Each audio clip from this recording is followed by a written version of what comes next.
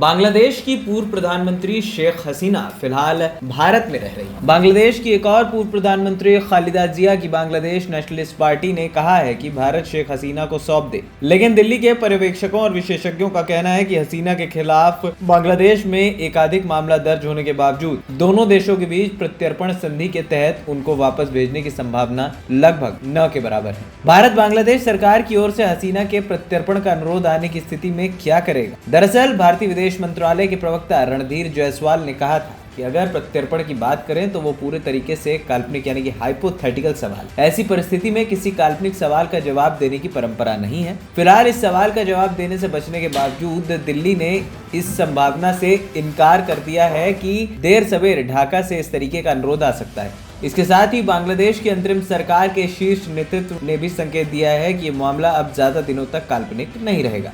वहीं बांग्लादेश के विदेशी मामलों के सलाहकार एम तौहीद ने बीते सप्ताह न्यूज एजेंसी रॉयटर्स को एक इंटरव्यू में कहा था कि गृह और विधि मंत्रालय शेख हसीना के खिलाफ दर्ज मामलों के आधार पर यह फैसला करेगा कि भारत से उनके प्रत्यर्पण का अनुरोध किया जाए या नहीं। वैसी स्थिति में दोनों देशों के बीच प्रत्यर्पण समझौते के तहत उनको बांग्लादेश को सौंपना बहुत जरूरी होगा। लेकिन दरअसल हकीकत यह है कि ढाका भी ये बात अच्छे तरीके से जानता है कि अगर उस समझौते के तहत प्रत्यर्पण का अनुरोध करने के बावजूद शेख हसीना को वापस लाना आसान नहीं होगा। इसकी वजह यह है कि इस समझौते में कई ऐसी शर्तें या प्रावधान हैं जिनके सहारे भारत उनके प्रत्यर्पण से इनकार कर सकता है। इसके अलावा कानूनी जटिलताओं और दावपेच के सहारे भी लंबे समय तक प्रत्यर्पण के अनुरोध को लंबित रखा जा सकता है। सबसे बड़ी बात यह है कि शेख हसीना बीते करीब 50 सालों से भारत की सबसे भरोसेमंद और वफादार मित्रों में से एक है। ऐसे में यह बेहिचक माना जा सकता है कि भारत उनको न्यायिक प्रक्रिया का सामना करने या दंडित होने की स्थिति में सजा भुगतने के लिए बांग्लादेश नहीं सौंपेगा। इसलिए हजारों दलीलें दी जा सकती हैं। इस बीच हसीना अगर किसी तीसरे देश में जाकर शरण ले लेती हैं तो भारत को किसी असमंजस की स्थिति में नहीं फंसना पड़ेगा। इसी वजह से भारत फिलहाल इससे संबंधित सवाल को काल्पनिक बताकर उसका जवाब देने से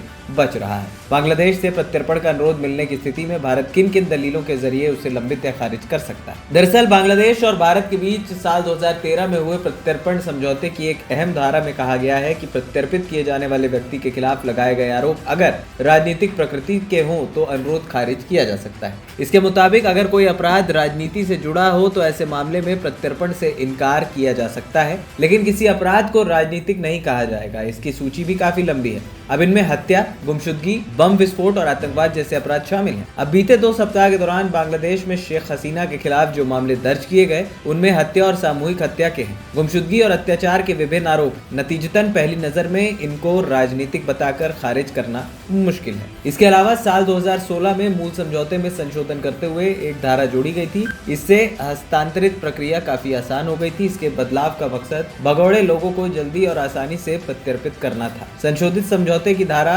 10/3 में कहा गया है कि किसी अभियुक्त के प्रत्यर्पण का अनुरोध करते समय संबंधित देश को उन आरोपों के समर्थन में कोई सबूत पेश करने की जरूरत नहीं है। महज संबंधित अदालत से गिरफ्तारी का वारंट पेश करने पर उसे वैध अनुरोध माना जाएगा। अब ये देखना दिलचस्प होगा कि इस मामले में और क्या नई नई चीजें देखने को मिलती हैं। ANP टाइम्स की रिपोर्ट।